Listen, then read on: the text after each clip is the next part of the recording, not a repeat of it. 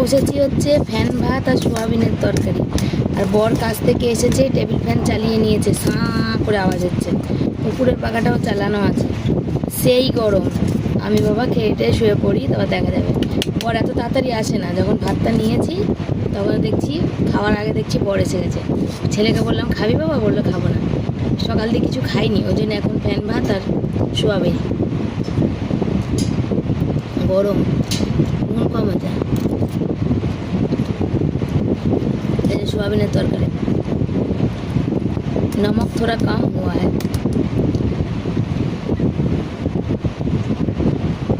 বরের পায়ে ফোনটা রেখে ক্যামেরা ভিডিও করছে, আর বর পা টিক টিক টিক টিক করে দুলিয়েই যাচ্ছে। এই হচ্ছে আমার পরিস্থিতি। ভাবো কি মানে মানুষজনকে নিয়ে বাস করি।